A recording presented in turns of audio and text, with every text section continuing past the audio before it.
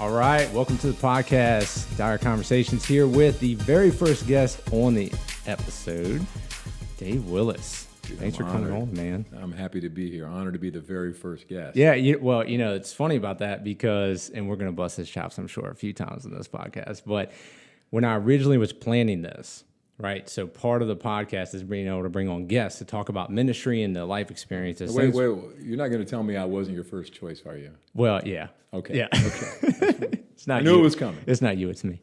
So I originally had planned on EL coming on, but he's Mr. Big Time. He's now. big time now. Yeah, he's big time. He's big time. So you got to set him out way in advance. Oh yeah, you can't just call him up or anything like that. Text him. You got to go through the proper channels to get to the man. Yeah. So I called him up a couple weeks ago, and he don't answer my phone calls anymore because it's just this little. He's big time. Little nothing. Well, anyways, no, I'm just kidding. So so he was like, oh yeah, I got August is crazy. Maybe September, but pushing it out towards October, and I'm just like, man, you're too important for me now, man. He only preaches every other week or something. What's he doing? Traveling, man. Oh, that's right. He's that's right. I forgot about that. No, we love you, EL. We EL's love the you. man. If you're out there, man, listen, we love you. We love E.L. Jones. He's a legend. He is. Well, he's my really good friend. You're a really good friend. Absolutely. He used to work with you down here at Olivet. He did. I miss E.L. Yep. Which, by the way, so if people don't know who you are, Dave Willis here is the preacher at Olivet Christian Church. How long have you been here? Wow. I have to do math now. I think something like 15 years. Wow. It feels like 25, 30 years, but I think it's 15. 15 years. So you guys, the place we're in now is, what's the actual address? Because it's Maxwell Lane, right? 86 Maxwell Lane, Newport News, Virginia. Okay, so 86 Maxwell Lane, Newport News. And you guys used to be Old Courthouse Way. 14425, Old Courthouse Way. Yeah. Now that's when I was originally coming down here, it was in, when I Google mapped it, it was originally sending me, I was like, wait a second. No, Old Courthouse, that's the old address. So I had to look it up online. Oh, wow. Yeah, redo it. Come on over here because I knew you guys moved. So how long? Let's actually go back, right? So Dave Willis goes to Bible college, right? That's way back now. Way back. It is Mid-Atlantic Christian University in North Carolina. It used to be Roanoke Bible College. Back in the day. Way back. That's right. So you go there. What years were you there? I was there 87 through 90s when I graduated. 87. I had attended school locally here, so I only had to do 3 years to get my bachelor's. So Nice. came out in 90, ended up back here on the peninsula out in York County, which is near here, doing a little ministry over there in what's called Seaford. That's where I started. But you said not only MacU or RBC at that time, but you were at CNU, right? Right, I went to Christopher Newport, started there, then transferred to MacU, came back up here. So it worked out that I finished my degree at CNU while I was working at a church over in York County.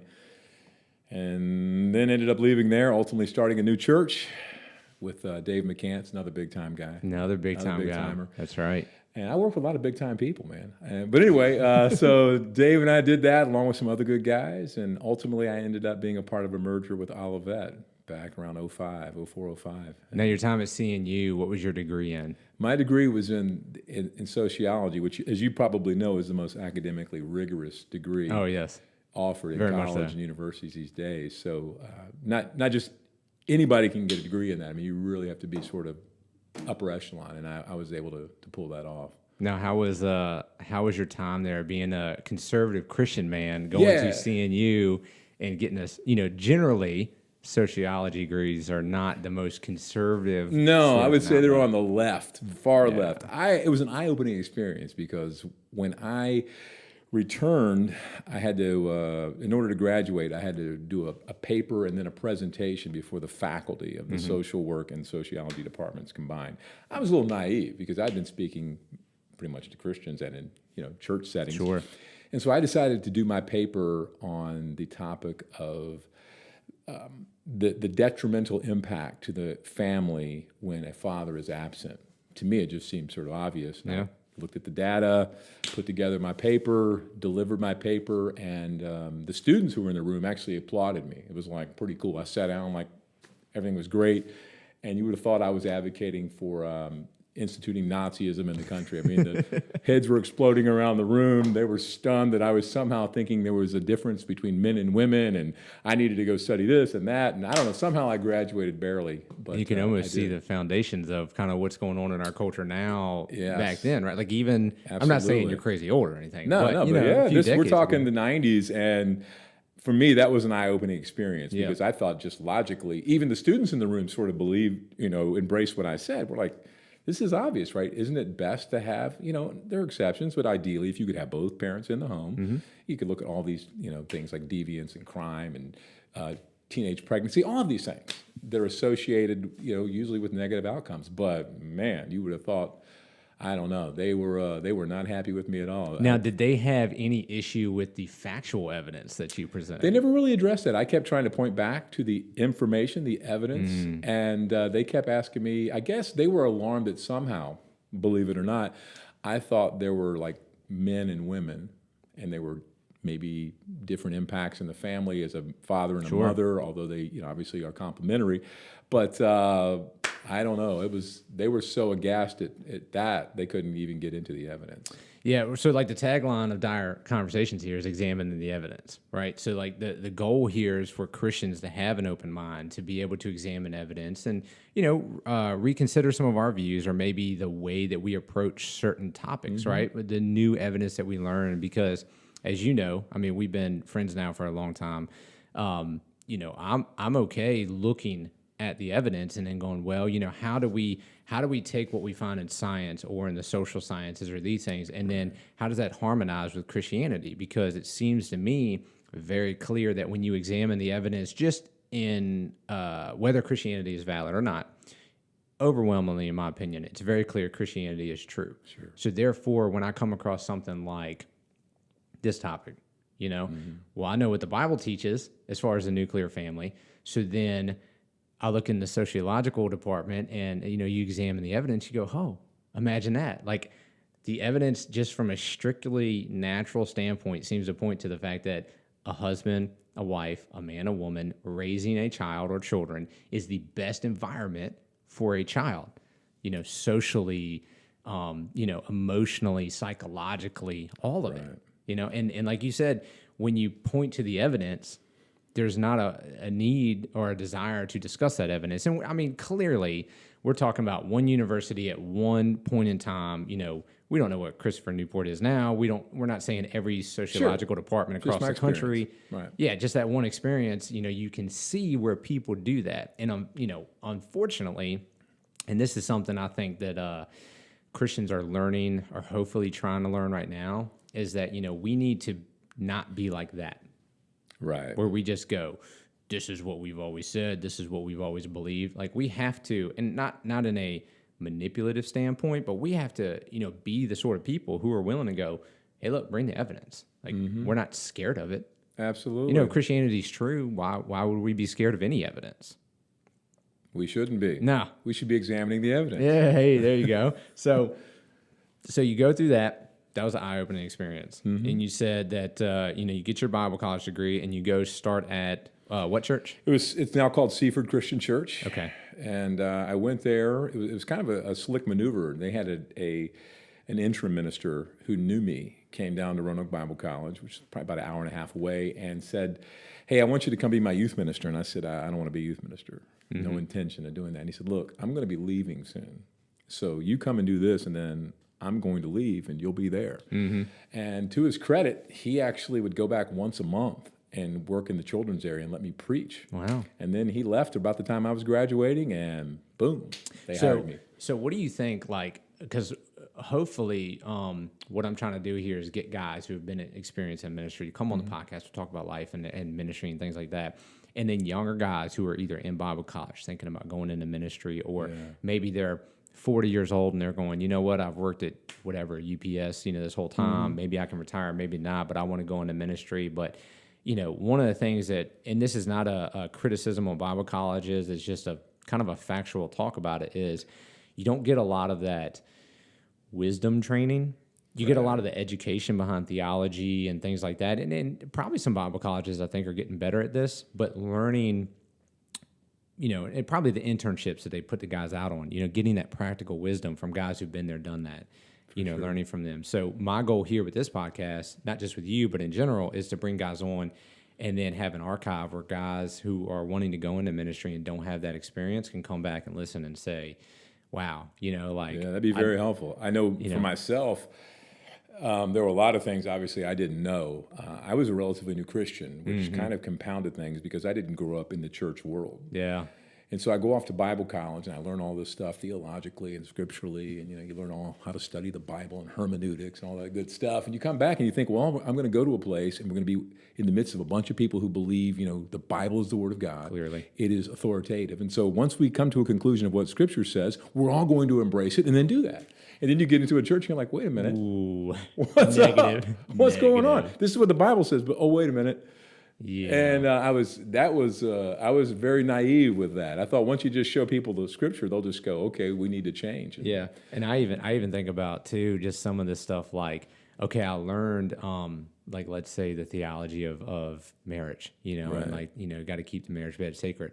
But it's like, as a minister, what do you do when you get that call at 1 o'clock in the morning from a wife who is crying her eyes out because her husband of 25 years and 5 kids just cheated on her and she just found him in bed with another woman, and you're like, I'm 25 years old. I'm not married. I don't know what to do right now. Read some Psalms and we'll talk later. Yeah, let's pray. So how do you think the concept of bringing a guy in to be like a youth minister if he's younger, and then knowing that there's going to be a transition down the road, what do you think the pros and cons are to that? I think ideally, if you could do that with a plan and intent to sort of mentor someone and expose them to things, would be ideal. But it doesn't happen that way a lot of times. Yeah. Mine was sort of a strategic maneuver. I learned stuff on the fly. You have to be flexible. You have to be centered and grounded. Things are popping in my head as you were talking, things you just don't expect. I remember, like hospital calls. Like, what? Yeah. I don't know what to do. I go to the hospital. I'm like, okay. So I have a friend of mine. He's preaching over in Hampton, and he says, hey, I'm out of town. Can you go up and see this family? They're going through a real bad spot right now. I'm like 25. Sure, man. Yeah, whatever. So I rolled up there, and Billy, the guy, how do we say this plainly? He expires right there. He dies right there while I'm in the room. I don't even really know these people. And I'm like, ooh, what do I do now? Yeah. And I remember the guy looked at me, one of the men in the room said, would you pray? And I'm like, yeah. I mean, these are the things. Now, I've been in that setting many times now. But those are things you have to almost live them, and it would be nice to be able to have some experience in dealing with things with other people. I'll tell you, one of the things that was like the craziest moment for me was I go to a hospital, and I don't, like, there wasn't anything crazy about it. It was like, hey, she's pregnant. She's going to be going into labor a little bit early. So, go there, be with the family, whatever, pray with them. So I show up. And they're like, hey, the pregnancy didn't, it was bad. Like, like she lost a child. And I'm like, oh my gosh, So I'm like preparing myself, like, how do I walk into this room? Like, these people aren't even really, they don't go to church really. It's like a family member of a person who goes to church. So I'm like, man, I really so I'm like prepping myself, right? I get completely blindsided. I walk in the room. She's holding the baby. Dude, you want to talk about like, yeah, you're like, oh my gosh moment, because I'd never seen that. I'm like 27, 29 years. I don't even remember how old I was, but I was late 20s. And, evidently that's a thing. It's like a coping thing. Absolutely. For the family, just to kind of have that like closure. But you're not expecting that, right? You're not prepared for that. No. Like, okay, what do I do now? And it's like, I mean, what an intimate moment. And I don't even know these people. And what am I doing here? Like, what? Yeah. You know what I mean? Just things like that, and being able to have like, you come into a church and maybe your first year you're going to those calls with an experienced minister. Right. And you don't have to be that guy. And just hearing some of the things like the other people experience, those are the things I remember. Yeah. Which is crazy because that same time I visited that family from my friend's church, I was going there because there was a family from our church that was they were having a baby. So I literally left that room, got on an elevator, went up a couple floors to where the baby delivery area was, and saw a family. For me, it was like I was like the Book of Ecclesiastes happening. Yeah. It was like, this one's gone, and here's a new one, a couple floors up, and I'm like, down here's grief, and over here's joy. Amazing. And I'm like, what is happening today? It's like I just walked out of this one room where I'm just like, I don't know what, if I even prayed anything that made sense. I'm walking in the next room, I was like, wow, baby. And I was so excited. I remember walking back in my car just like, I'll never forget this, and I haven't. That was like 25 years ago. I mean, what an emotional roller coaster that is. It was unbelievable. Oh my goodness. Yeah, it is. You learn a lot, the OJT, on the job training, because you just don't know what to expect. You think, and then for me, I was kind of taken back by just some people's, you think, okay, we're all Christians here. We're all going to behave a certain way. You see some of the flesh getting riled up, man. Bro. Listen to me, man. I know exactly what you're talking about. I was just telling some people the other day kind of about my experience at the first church I, ministered at up in Maryland. Yeah, I highly recommended you. Yeah, right. And I was like, I don't regret going there at all. Like I would do it again, and gosh, I wish I had some more experience before I went in there. But just same thing, man. I was like shocked at the way people acted. And it's like I look back on it now and I'm like, man, I could totally understand why people like leave church and are just like, I don't want to go back to church, and I'm not saying clearly that's not indicative of all churches. Like I've been in fantastic churches, sure, yeah. Like my time I spent down here at Olivet, I didn't have any issues here. I mean, was there a little drama and stuff? Clearly, because there's always people and people bring drama, right?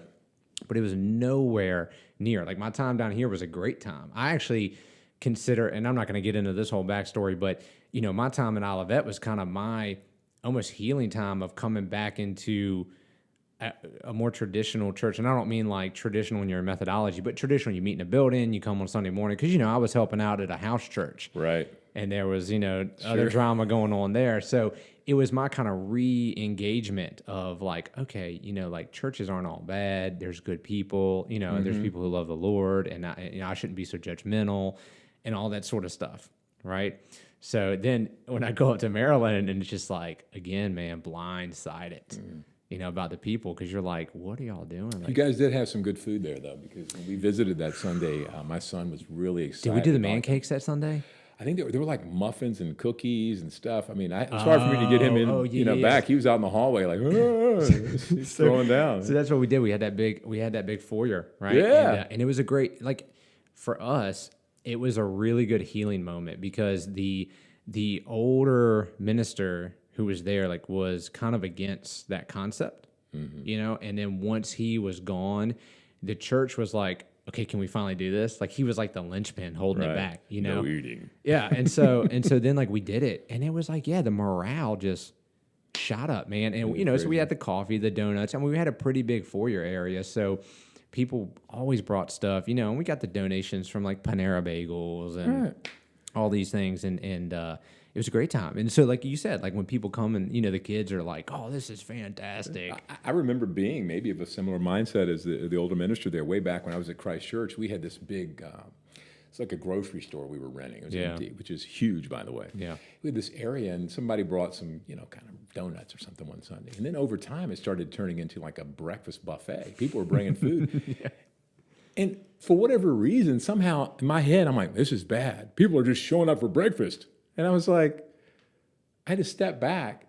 And I'm like, they're just here to eat, And it's like, how many times do people eat in the Bible? I mean, they fellowshipping together. What's wrong with it? Why can't we get together and eat? I'm like, why do we need to usher in and usher out like this is a movie theater or something? Yeah. And it, sometimes I've been guilty of that myself, where I have to step back and, examine the evidence. What is there something here that's anti-scriptural? I'm like, well, actually, they ate together with glad and sincere hearts, right? Why? What's wrong with this? This isn't like they're not going. We're only going to eat. We're not going to, do anything else. It's like, no. It was really awesome. Well, and then I went to visit a church not too long ago. It was a primarily Korean church, and they'd invited me to. Nice. And they were going to try to use our old building. A long backstory, not relevant, but I go and I thought I saw something really cool there.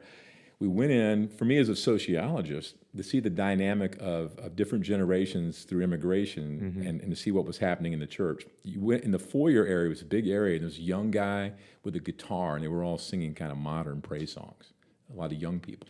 You walk through a door into a very traditional, what they would call like a sanctuary, and everybody was dressed up. and it was very formal. It was all in Korean, and it was all old hymns. And I'm like, what's the dynamic going on here? But here's what I want to point out. I just thought generationally, it was like out here we're singing in English. Yeah. And then in here it's all in Korean. And here it's all traditional and dressed up. And out here it's all casual. But when it was over, the cool thing was they all came together for a big meal. And so I thought, was this like homecoming? Yeah. I'm like, it's not on the calendar. It's not a big day. What's going on? They said, no, we do this every Sunday. Nice. And I'm like, what? Yeah. I'm like, you couldn't do this at everybody's got to get home for football. I guess it's not now, right? And they all just sat around, multi-generational. People are translating for me and introducing me to people. We're all hanging out, eating some unbelievably good food. I don't even know what I was eating, but it was all good. Yeah. And I thought, this is really cool, man, to see this. This is part that we miss, this familial aspect where it's like multi-generational, family together. They had their differences, but they all ate together. What a great testimony, because like as you were talking, it kind of reminds me of, when we study about early church history, we know that a lot of them met in houses, right? And they had that big agape feast. Yes. It was most likely, or not most likely, but it was mostly on Sunday nights, because a lot of the early Christians were slaves in the Roman Empire. So they meet on Sunday nights, and they're having meals together, and so they're literally eating in church. As they're bringing out then communion and stuff like that. And so you said you kind of had to have like a detach moment, right? And man, that's such an important concept for anybody who's a leader in the church. Is you're always going to have your pet peeves, right? You're going to have things that you like, you don't like, things that you think this shouldn't happen, this absolutely should happen. And it's so important to have those detached moments to say, what am I fighting?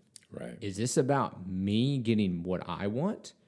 Or is this about me promoting what's best for the kingdom, right? So like a good leader has those detached moments and is able to say, all right, what are the battles worth fighting? Because if you practical fight, wisdom, man, if you fight every battle in the church, bro. I see it all the time. Just dumb stuff. People get entrenched, they get on a side, then they argue, and then they can't give because they don't want to look wrong and they want to save face. And then we end up arguing and get over dumb stuff. I remember there's this old guy up at Severn, right? And man, him and his wife are fantastic people, though. Like, he was one of those guys that grew up in the church. He's like 90 years old, but he's still coming into church, every Sunday. And him and his wife are there, and he's like super, like, they sit a seat apart. And I never really asked him about that, but some people kind of talked about, like, that's him. Basically, their tradition is when we come to church, we come to worship. So, like, we're focused on Jesus, not focused on each other. Right, wrong, and different. That's cool, right? So I would go down they lived in a really nice retirement community. I'd go down there, have lunch with them every couple months, 6 months or something, and super down-to-earth people. But I mean, you think about this. This guy's 90 years old. Think about what church was like back when he was in his heyday. Right. Super different than it is now. And he was an elder in multiple churches because he moved in the country 4 or 5 times in his life. I forget what his job was. But, so, I mean, he's an elder in multiple different churches. And, he's been through everything, if you think about it, in a church. I mean, he's been in church for, like, his whole life. And I remember at one point talking to him about something and him basically saying, like, well, that's not something that I would want or that I would like or I would promote or blah, blah, blah. But he's like, whatever. Like, like kind of like that thing. Like, he's like, it's not really a battle worth fighting. Like, who cares? Like, yeah, sure, it's not something that I'm like totally for. But how fantastic of a mindset. What a mature mindset. That's what we all need. I mean, I think that idea of being able to distinguish between your preference, which is a lot of it, and and biblical non-negotiables. And a lot of the stuff we're doing, it's really preferential. And I have mine, and I had to write your ideal kind of gathering on Sunday, what it would be like for this group I was participating in several years ago. And everybody had to sing this kind of song and this kind of music. And mine was primarily like people together, eating, talking, having scripture, and then, talking maybe in smaller groups about the scripture and how we could live it out, and just doing. We don't do that on Sunday morning. Yeah. Practically, it just doesn't happen that way. But I tell people here, and I mean it, they think I'm just joking, but we don't do things the way I want to do it. I'm not the emperor. I don't go, well, we're going to sing it, this, and we're going to do that. I'd kind of do my part, and, we have to collaborate. Because in a church like this, I mean, we have a lot of different people, and the age range and background is varied. And I tell folks here, I use the 80-20 rule. You know, I'm like, don't try to be something you're not, right? 80% is this kind of our core. This is what we do. And 20% is where we kind of, you know, maybe try this kind of song. It's a little different type musically than maybe we normally do. Yeah. But let's not flip this, you know, script and do everything differently, because that's a little too much. But let's use that 20% to kind of, you know, work the edges a little bit and see what happens there. I know a guy up in Maryland. He was like a minister at the church down the road. And, you know, it was a little bit more of a liberal church, but they were still within, you know, the Christian Church, Church of Christ, whatever, like for whatever that's worth. He was a nice dude. And we met a few times and tried to think about how we could do like ministry stuff together. And I remember him kind of talking about that a little bit, where he was like, you know, what I always tell my people is like, hey, we're going to experiment with this. He goes, that way, if we do it and it's not really good, I can just be like, oh, yeah, we were just experimenting, and then we scrap it. Rather than like, hey, this is the new thing the church is all about. Very smart. We do that. Let's just test this for a while and see what happens. So what are some things then that you, as a minister, have experienced, like things that churches have tried and have just like not worked? You know, I'm kind of one of those guys. I get a little black and white sometimes and everything. I'm like, this is what we're going to do. And so I had this moment. I think I was everybody has nostalgia. Mm-hmm. And even in a short period of time, you can acquire this longing for 5 years ago. And I really liked what we had been doing at this new church plant. And then I get in an established church, so it was different. The new church plant was very contemporary musically, very casual dress, very doctrinally conservative, but very progressive as far as methodology. So then I go to a church, this church at the time, I think was probably not as conservative doctrinally, but definitely more conservative methodologically. And so one Sunday I decided to blow everything up, you know, because again, not smart, but I was like, let's do it differently. So my preference is I don't like people walking around and holding an offering plate in front of people. Yeah. And we had bags, which I just didn't even like the bags. Yeah. So I'm going to go up to some guy and put a bag in his face. I'm like, who does this? Yeah. Like, so we're getting rid of that. We're going to put boxes out in the hallway. And then I'm like, you know, I like communion where we get up and take it ourselves. And that way we don't have people going, what do I do with this? And do I do it this together? was at Olivet, right? Yeah. So I was there at that time when we did the... Shook it all up, man, right? So I was like, we're getting rid of all this. We're going to do everything differently. And so, like, I don't know, maybe a few weeks in, somebody, you know how they do it. You complain to one person complains to 10 people, and then they say a lot of people don't like this because they don't want to say anything. They just listen. And then they go tell somebody in leadership, well, I think a lot of people don't like that. You know, and it was one of those, so I like to blame it on youth. I wasn't that young. The next, like, whatever that happened and that came to my attention, I just went and put everything back the way it was. It was like, it never happened. It was just a test. What? Forget this, man. But, it was like, I think maybe it was too much at one time, and, you know, wisdom says you kind of work things gradually, but I kind of do it all or nothing. So here's one thing that and I probably didn't do it the most tactfully, right? But I remember being in certain leadership meetings, and you know, like you said, you'd have like an elder would be like, we'd want to do something different or change something. He'd be like, well, you know, like that's just not going to work because I mean, there's like all these people. There's all these people. Yeah, everybody says a lot of people were. And a lot of people. So like, right? I got sick and tired of this because I knew what I knew was he led a small group, so I knew that like the 10 people in his small group were older, more traditional, you know, whatever, that's fine. Like, cool deal, man. Right. You know, but you're 10 people, guess what? There's a church of 350, right? I mean, and we have a pretty good demographics of age. Right. This isn't like a more old, more young. It's like a pretty solid base, right? So he'd be like, oh, yeah. And so I'd look at him, I'd be like, what people? A lot of them. Name them. Name them. Just Me, name myself, and I. Yeah. And, you know, I'd be like, so, like, what is it? Is it 3 people? Like, you know, you Jim and Randy, like whatever, you know, right. Like all these people because, well, that's the small group you meet with and the guys you hang out with during the week. So, you know, all 4 of you guys think this, and now everybody in the church, like, come on, man, like, let's get real, right? And this goes back to the preference thing. Mm-hmm.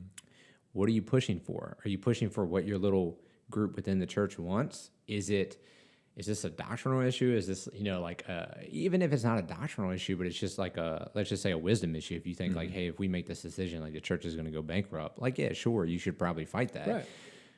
Or is it just a preference issue? Right. And I'm cool with people having preferences, because we all do. And I'm cool with people expressing them to me, saying, I had somebody recently, I like the pews better. Okay. Okay. Cool. You know, what am I going to do? I guess I'll drive across, find everybody who took them home, snatch them out of their living room, bring them back, throw out the chairs, put the pews back in, because you like to, it's like, okay, he said his piece. And that was it. It was like I had one time a lady in our church, I was preaching through Judges, and Judges, hey, if you want to keep people's attention, just start reading Judges. Yeah, man. So I get to the end of the book, and I guess this lady had her granddaughter with her, who was middle school, probably young teenager, and she was aghast at what I preached about. She couldn't believe I preached about it. But she sat on it for like a year. And then she comes to me and is like, I just want you to know, I didn't like when you preached on that. And I was like, okay. Yeah.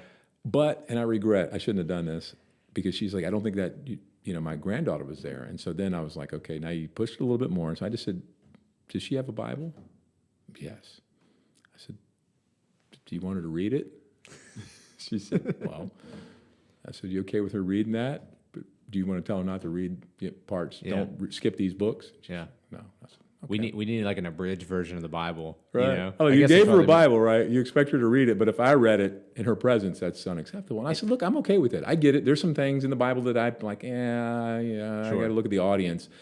But I really tried to handle it diplomatically, and I wasn't just gratuitous about it. But she just wanted to feel like she had come to me and confronted me and let me know that I'm displeased with what you did last year when you preached on that passage. And I'm like, okay. Yeah, right. So we're good, right? Let's move along. There's nothing I can do about it. So I think about this too, like in law enforcement, right? Sometimes, like I try to tell new people this all the time, because new cops, when they get out there, they're maybe have never been in an actual altercation or like a really, like, you have a drunk guy who's literally like yelling and screaming at you, and you don't know whether he's about to fight you or not. Your heart rate's going to go up, right? Absolutely. Now, if you've been through that 15, 20, 100,000 times, you're like, okay, whatever, just another drunk dude. He's an idiot, But when you first start have that happen to you, it can be like, a little intimidating. You're like, oh my gosh, like I've never been in this situation before. And so I try to teach them that there's some of them that will get out and they'll meet force with force, right? Like, oh, you're going to yell at me. I'm the cop. You sit down. You don't raise your voice at me. And it's like, listen, man, you have to understand. Sometimes when you go to a call, right, especially like a domestic, you put yourself in their shoes. Like, think about living with somebody who you don't get along with, okay? And you're around them all the time. And you're just butting heads. Like, okay, whatever, whether they're Christians or not. I mean, the point is, they're not getting along. So emotions are going to be extremely high. They're not mad at you. They're just mad at the world. They hate their life. They hate what they have to go through, or whatever that moment is. They're just like super amped up. They need to vent. Like, sometimes people just need to vent. I was like, so you have to kind of toe that line a little bit between knowing like when to let somebody vent, because I've seen it so many times, man. People will start up here, and if you just sit there and you're like, okay, yeah, man, that sounds rough, man. Like, I totally understand. Ooh, man, that's hard to handle. Like, like you sympathize with whatever, you shake you just sit there and quiet. Okay, kind of that affirmation or whatever. You'll see them.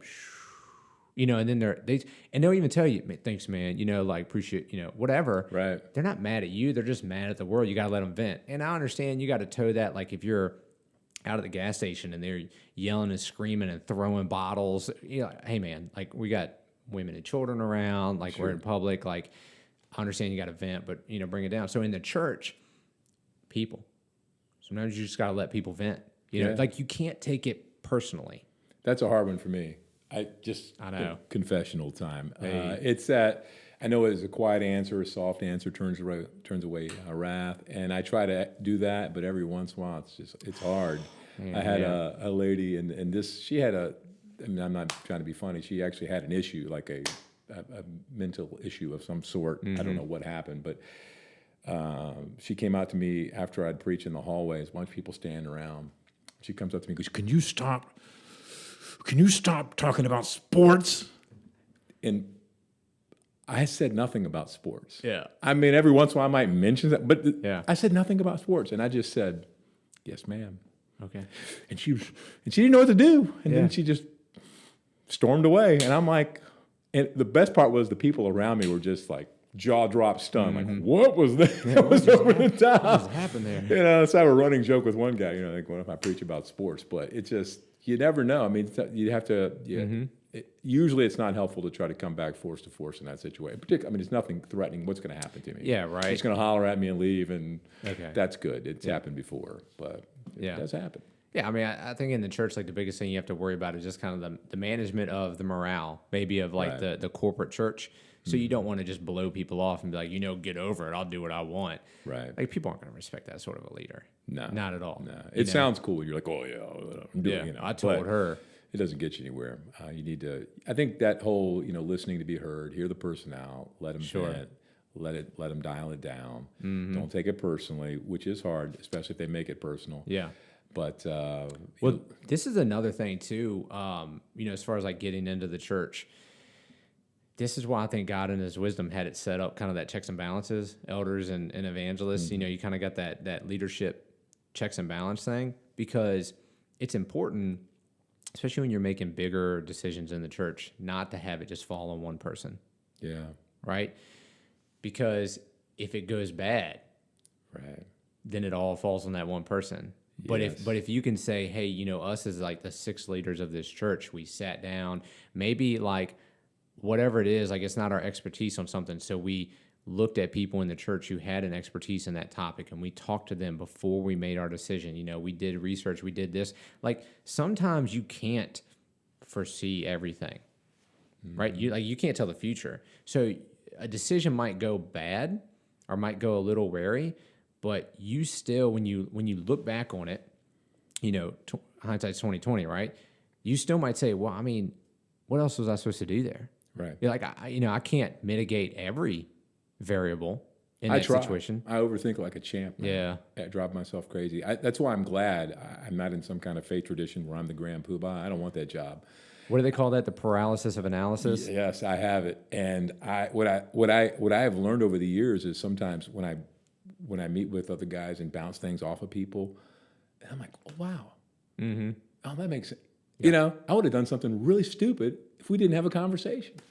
There's wisdom in that. There's safety in many counselors. It's like, bounce it off of people. Find out. Let other people share that with you. And there's arrogance in the concept that like, oh, well, I'm the leader here. I'll make that decision. Yeah, right. I'm the guy. Right? Yeah. I'm the alpha. I was just thinking about, shower thoughts, right? Like I don't know why. It's just like one of those shower thought moments I had the other day when I was thinking about some of the guys in the Old Testament. Like when you read, like when the kings came along in Israel's history, and you think about the good kings and the bad kings. And I'm like, it'd be cool to like have a sermon about the unknown leaders during that time. And I don't mean like kind of like the lesser known. I mean like the ones that aren't named. So you're clearly kind of implying or reading in. But like, okay, so you got a bad king. Well, what about the counselors? What about the priests during that time? What about the elders of Israel during that time? Like, where were they?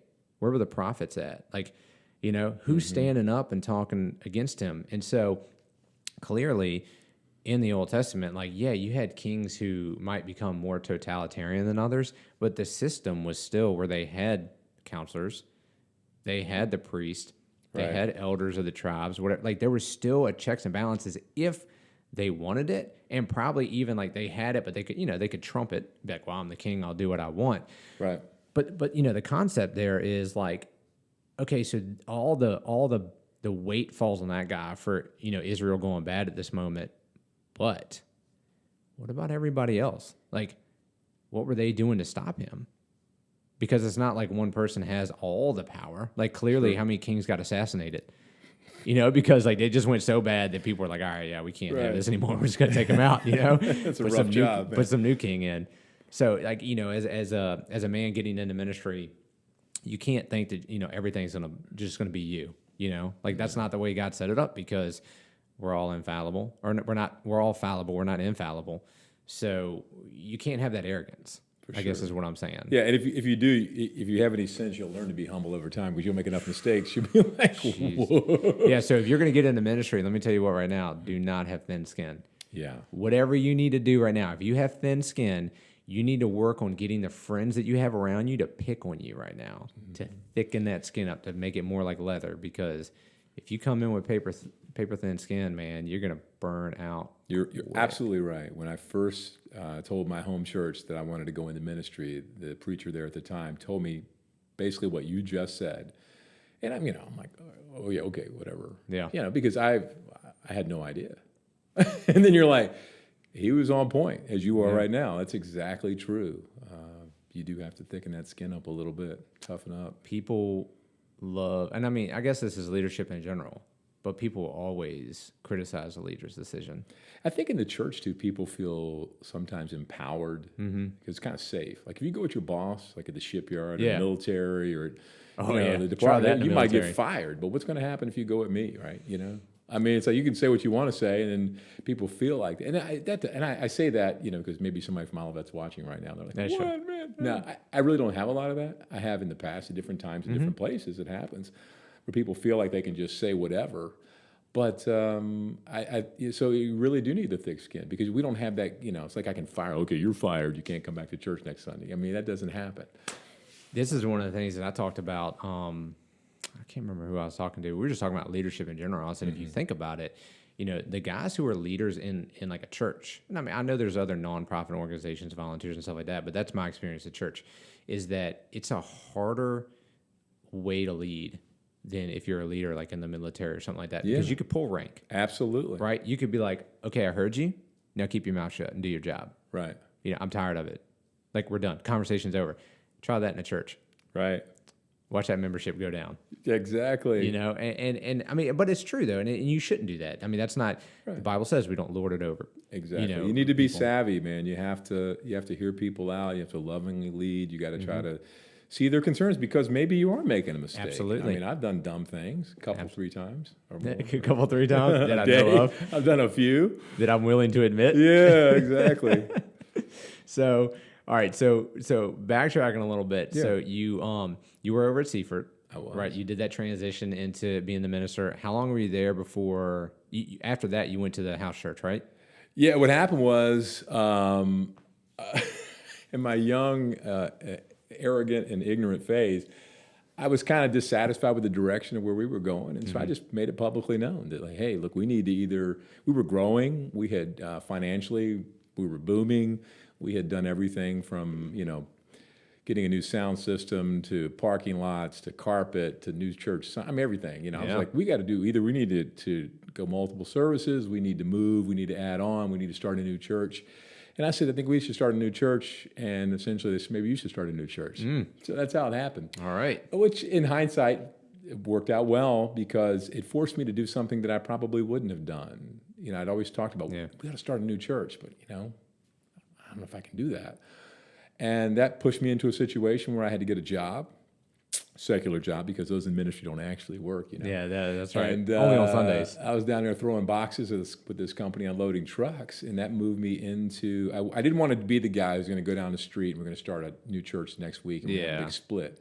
So I said, look, I'm just going to go off the radar for a while.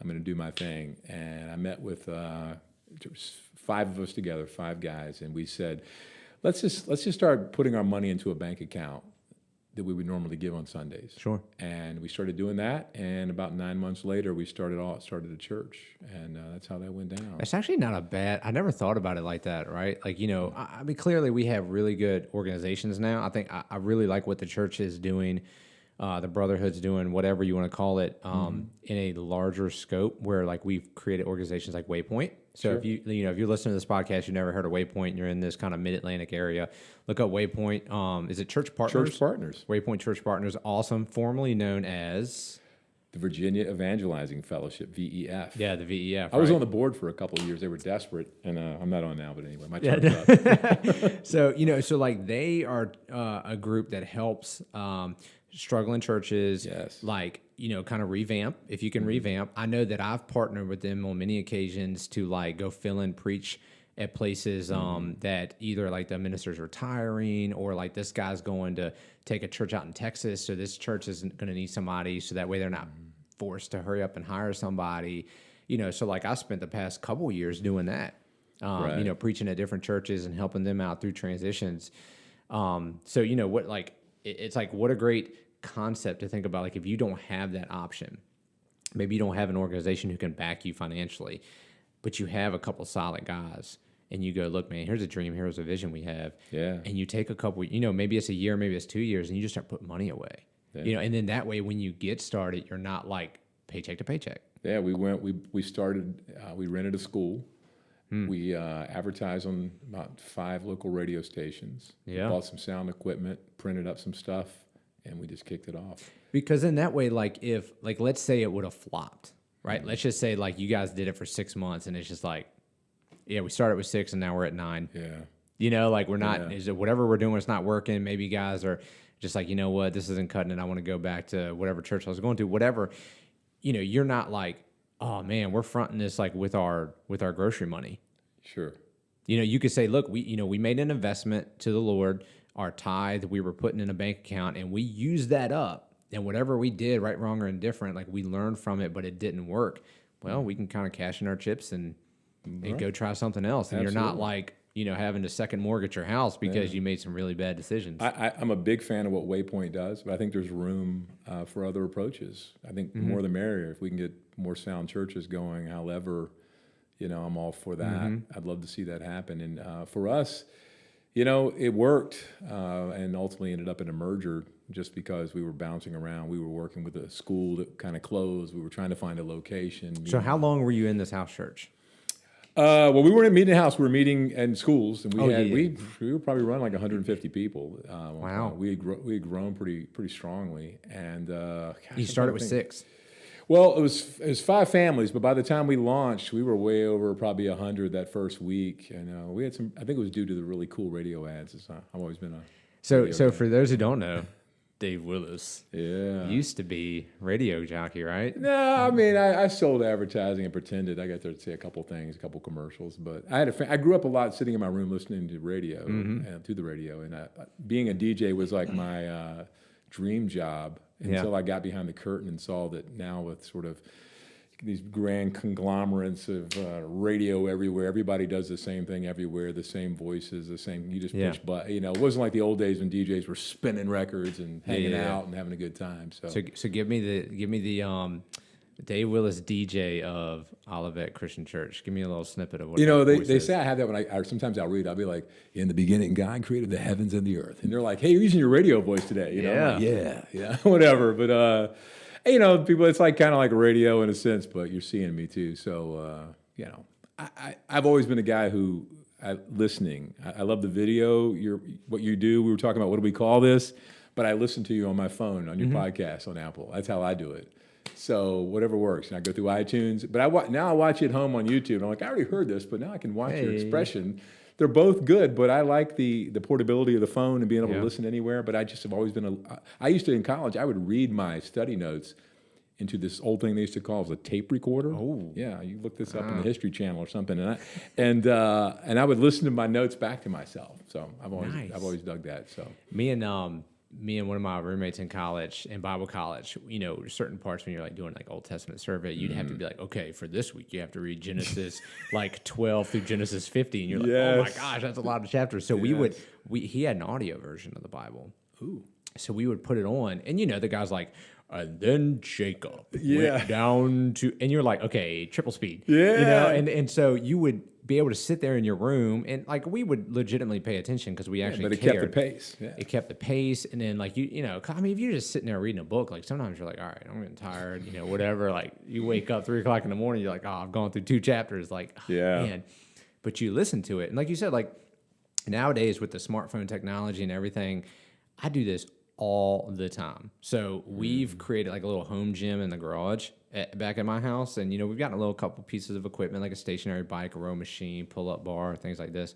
So I'll get on stationary bike, and that's one thing I'll do, man. I'll pull up a YouTube video of something that legitimately half the YouTube videos that I watched about how to do a podcast like this on the stationary bike. It's all on YouTube, everything, right? Yeah, well, I'm just saying, let me kill 2 birds. Yeah, let me kill 2 birds with 1 stone right here. I can watch this video, and instead of sitting on my couch and watching it, I can get a workout in. Yeah. While watching it. Time management, look at that. And then efficient. I don't listen to music going down the road. I don't much either. No, it's all podcasts, man. Yeah, I'm with you. I got a bunch. What kind of podcasts you listening to? What do you recommend? Besides yours, of course. After Yeah. they finish I with listen you, to my own. Yeah. I after you record listen them. to your own, you got to go see those the counts up on the list. Yeah, that's right. What I do is I'll just put it on repeat. Just keep viewing it on YouTube over and over. 12,000 views. All from the same IP address. Yeah. So I don't really care as far as like telling people this, and some people might criticize it. It doesn't matter to me, but I'll be honest. I listen to a lot of Joe Rogan. Yeah, I do too. Like I really do. I like it. Do I agree with everything he has to say? Not. Clearly not. Right. Do I promote that because of the language and some of the topics? Like no. And like sometimes he'll have a guest on, and like all they're talking about is smoking weed, and I'm just like, okay, click, whatever. Right there, right? But yeah, Where do you stand on weed? Yeah, or even like even like gross things. Right. You're like, okay, like I don't need to hear this. But man, I tell you, like I love the approach that he has as far as just talking to people and just being open. To I mean, he has people from Ben Shapiro to Bernie Sanders. Right. I mean, come on, man. That's it. That's range right there. And he'll talk to him, and he has no problem disagreeing with people because what does he care? He's got like all millions and millions of subscribers, and he's like the top 3 podcast in the world of all time. So it's like clearly whatever he's doing is working, and I think that his approach of being able to have such a variety of guests on with interesting topics, people who, I mean, I think his celebrity status has helped him. Sure. Right. And then being able to get high profile people on, because I mean, you get like a state senator on, and then you get, a the U.S. guest list is impressive. Yeah. And then you get some person who's like, Elon Musk, this guy comes on, and Ben Shapiro comes, like clearly these are big figures who have their own following. So people are going to watch it. So that, boost his ratings. But I think his approach really helps his ratings because he's just willing to talk to you, man. Like, okay, so you're a Democrat. Okay. You're a Republican. Like he don't care. He'll talk to you. He'll disagree. And he really does have an open mind, but again, do I agree with everything? No, absolutely not. Nah. But I like it. I like listening to it because it helps me to stay objective. Yeah. And do I listen to every episode? No. I don't have time for that. No, not either. Yeah. I listen to, I've watched a lot of videos and stuff on like the podcasting, just learning how to do this whole thing and doing it professionally. I like Jordan Peterson. I listen to a lot of audiobooks. Yeah. That's what I do a lot too. I mean, my audiobook list is just I was doing Audible for a while, and I was like, I don't know if the math's working out, but I was listening to audiobooks too. Yes. Do you ever like, I got in all these guys like Jordan Peterson. I would listen, then I'd kind of burn out. Yeah. Like I listened to him for a few weeks. I'm like, then it's like, you want to keep downloading these guys? Nah. Like, I'll come back later. Yeah. I kind of get my fill, and then I'm like, I'll move on to somebody else. Yeah, I'm the same way. I mean, there's not anything that I'm like every week I gotta have this. I gotta have this. It's more of me like the algorithms on YouTube like go, here's a suggested video, and I'm like, yeah, that's up my alley. Exactly that's how I live every night. It's like you want people who watch this. I'm like, oh wow, check that out. Cool, I don't know about that. Man, like people have no idea the sort of effort that you have to put into doing something like this, and there's a whole host of videos about just how to not trick the algorithm, but make it useful for you. Okay.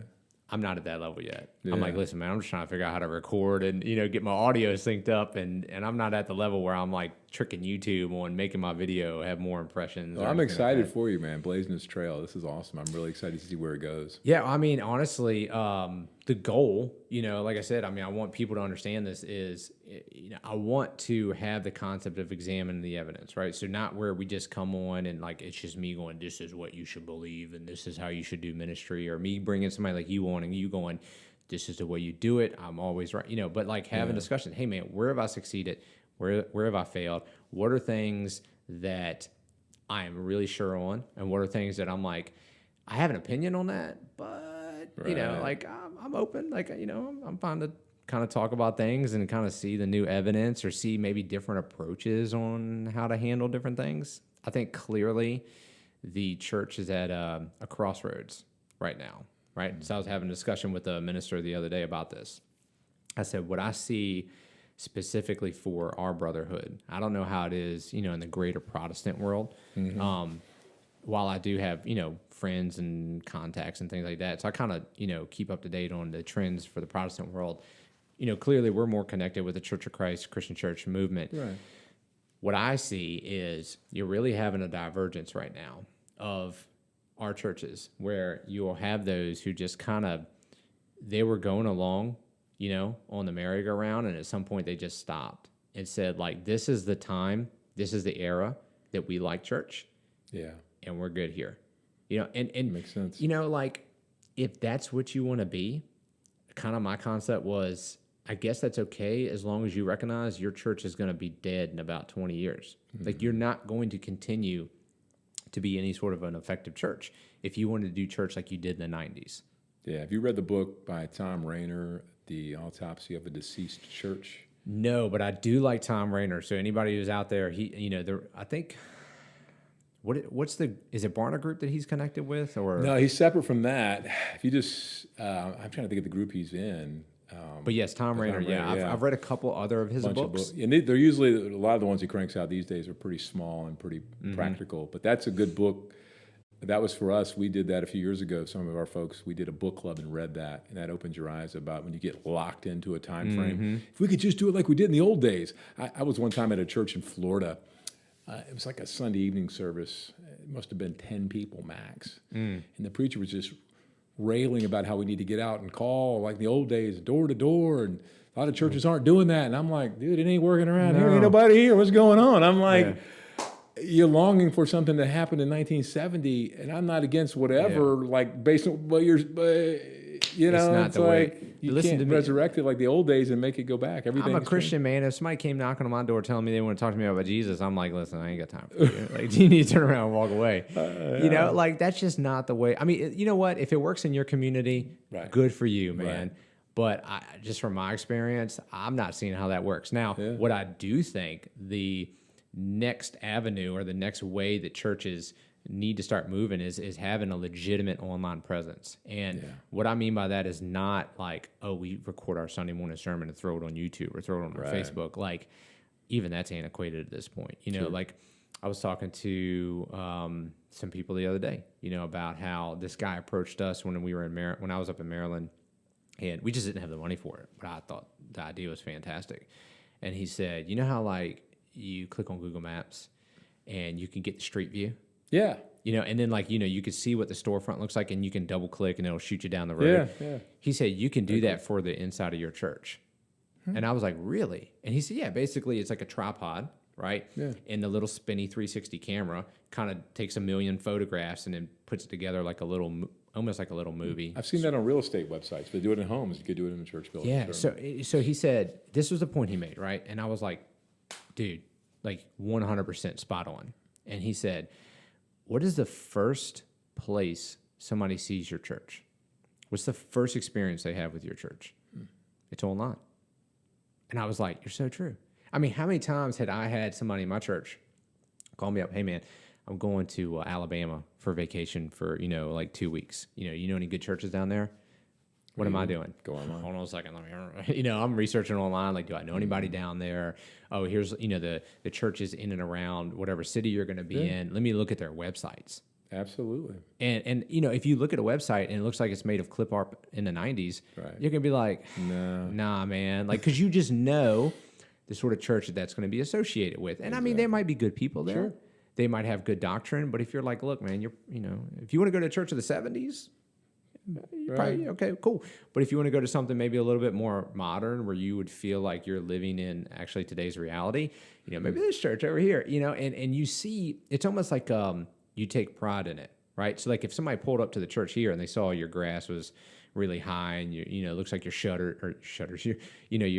gutters are falling off and your roof's caving in, they're gonna be like, oh, I don't know about that. But if your building looks nice, not saying you have to spend $1 billion on your building. I think there's a balance there. But if it looks like you actually take professional care of what you're doing, people see that, they notice that, they respect that. Yeah, I tell our folks, I think you can get caught up, and that's not what we're talking about. If we just get the right color scheme and the right logo, then the people are going to just come pouring in. If we have the right tagline or the right name, we come up with a really cool name no one's ever heard before, and it's an obscure Hebrew word, and we're going to put...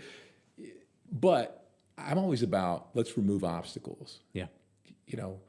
What would I do if you came to our home? How would we treat you? If grass 8 inches tall in the front looks like you don't care. Doesn't mean I'm going to, spend $25,000 a week on our PGA golf course level front lawn. Sure. But I don't want it to be a barrier. I want our bathrooms to be clean. Doesn't mean we have to have marble and brass, everything, but it's got to be, it can't be a barrier. And what you're talking about, online presence, churches need, if they aren't, they need to know that, because I have found experience that confirms that exactly what you're saying, is that many people, when I meet them, I will say, hey, how'd you find us? Used to be, oh, well, Billy's my neighbor, he told me to come. Now I checked you out online.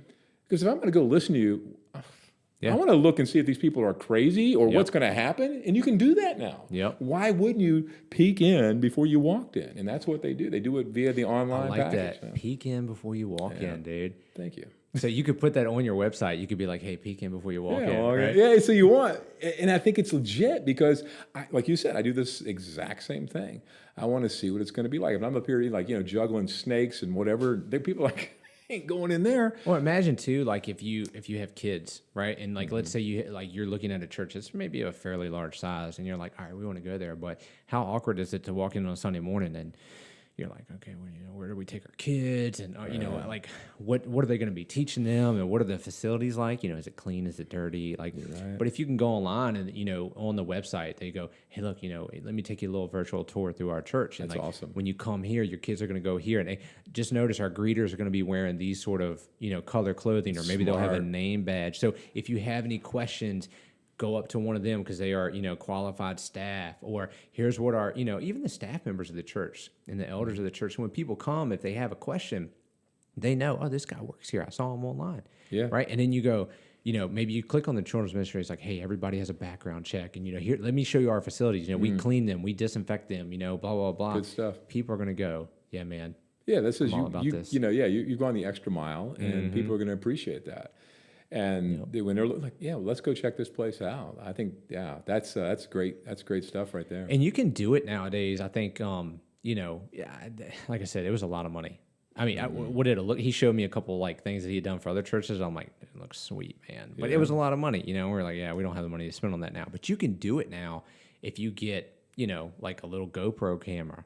Or even with your cell phone, if you get maybe like a stabilizer for it, so it's not super shaky.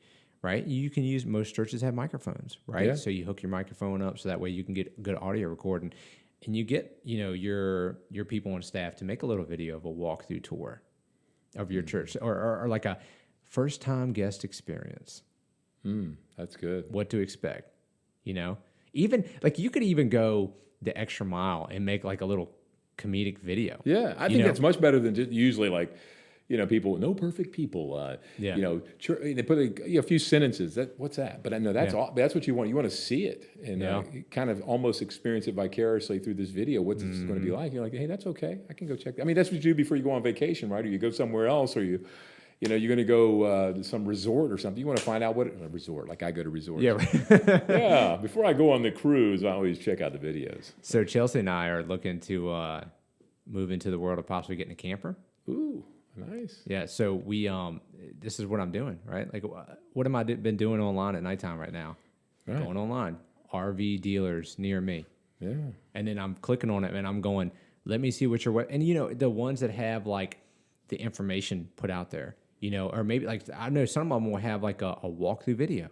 Where they'll actually have a person professionally. I mean, and you could see them sometimes like in a reflection of a mirror, where the guy has like a legitimate camera, and it's in one of those like professional things where he's holding it like this, and it's got the stabilizer. So as he moves, the camera is staying pretty steady.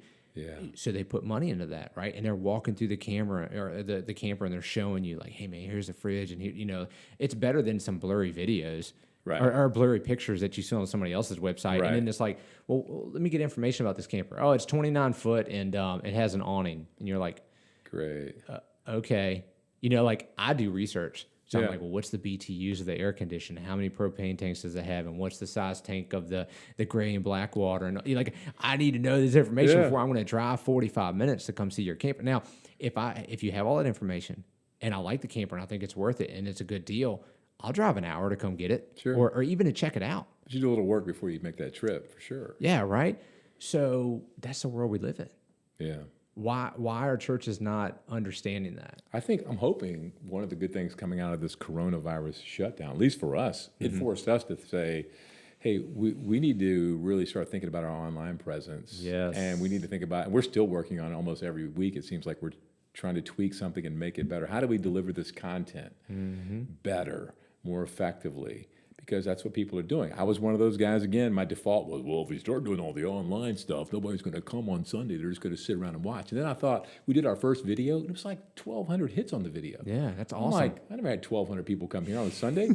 I'm like, why would I be against that? Yeah. Like, why not? I have people in Germany, like people who are Thomas and Madison. They're over in Germany, and they were like watching the video. There are people in other states that used to be here. There are people from my own neighborhood, Billy, who are my Facebook friends who somehow are like, oh, you're online. I'm like, this lady's she's watching me on Sunday now, and her kids play with my kids. You know, they played sports together. Why? And you know why what? not? Maybe it'll take 6 months of her watching those videos. Sure. And then she'll get to the point where she'll come. Because maybe she'll hear the sermon about the benefit and necessity of having a community, right, of people of faith.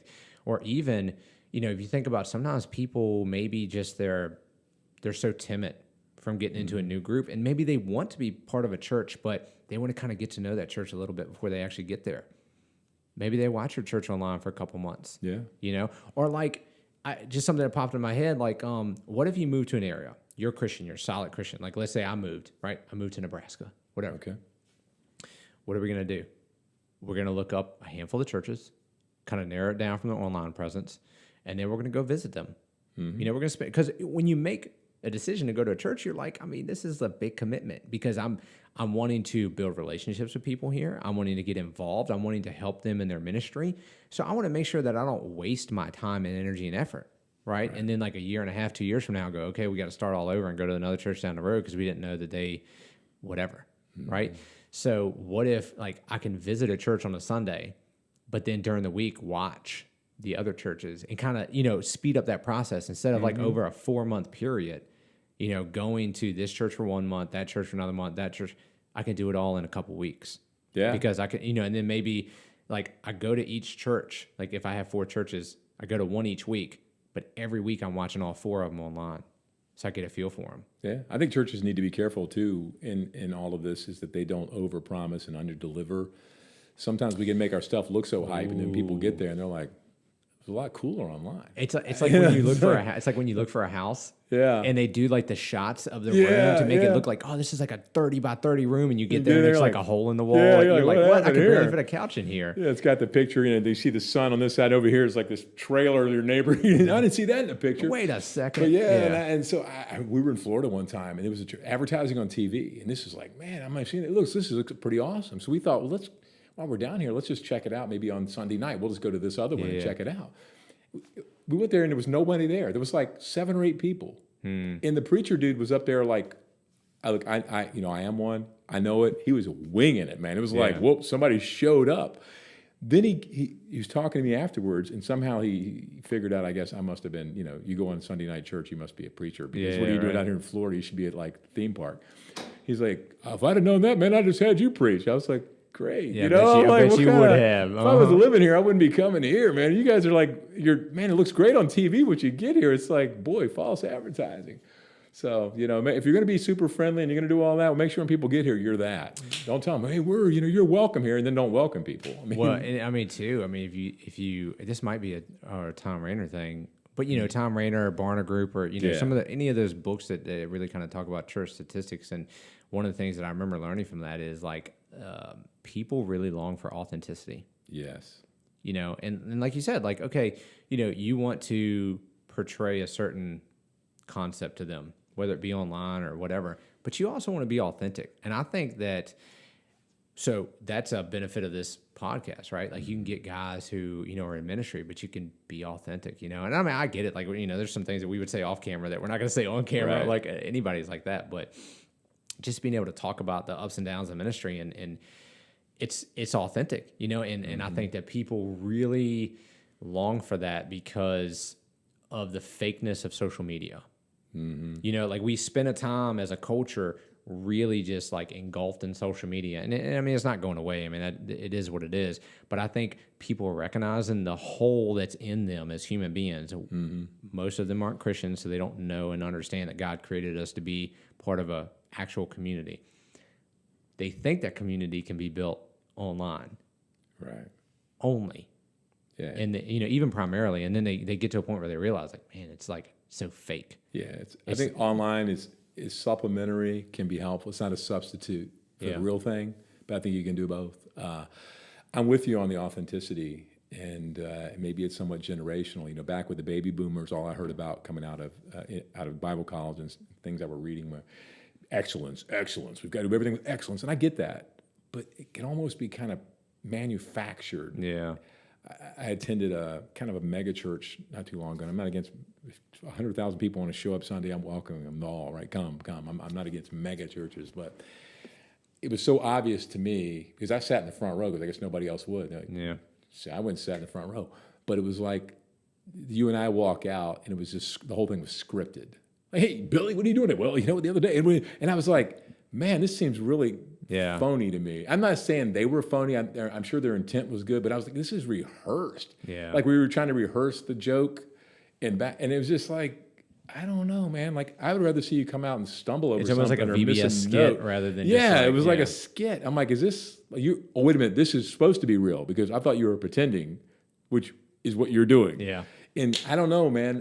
For me, we talked about that here. We want to deliver what we're doing, our content well, but we don't want to have it so dialed in and so rehearsed that it comes off as like a performance. So here's a saying that I had because I was kind of fighting that same battle. I think any church who's trying to grow now is fighting this battle, right? I always said we want to be professional, not performers. Yeah, that's good. That's a good way to put it. And that's a fine balance. Like I get it. It's a line, right? Yeah, don't come out here flying by the seat of your pants, not prepared, stumbling through everything under the guise that I'm being real. No, you're being unprepared is what you are. Yes. But yeah, the other extreme is not good either.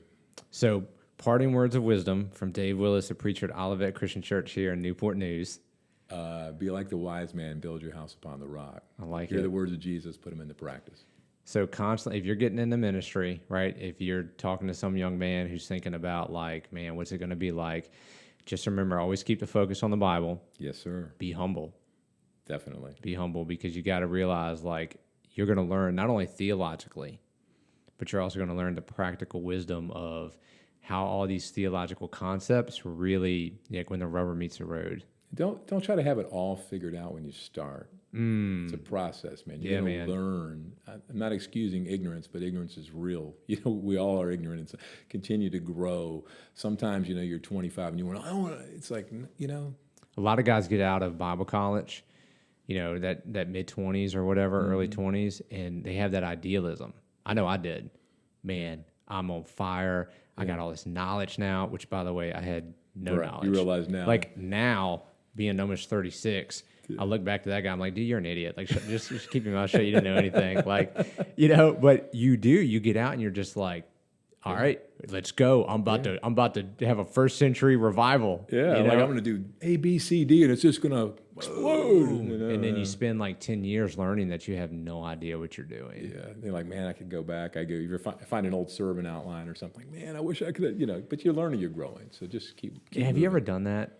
Like Yes. I've looked at some old sermons and I'm like, I remember writing that and preaching that and thinking like, I'm like Billy Graham right now. Like, bro, I should have 40,000 people here, like raising their hands, coming to the baptismal waters. Like, let's go convert and I look back at it now and I'm like, oh, that's so bad. Like, I used to do that sermon. goofy stuff, man. But we all live and learn, man. Keep moving forward. I like it. Hey, Dave, thanks so much, man, for joining us. I thoroughly enjoyed myself. Thank you. All right, man. Hey, first guest will always be you. That's me. Also, thank you.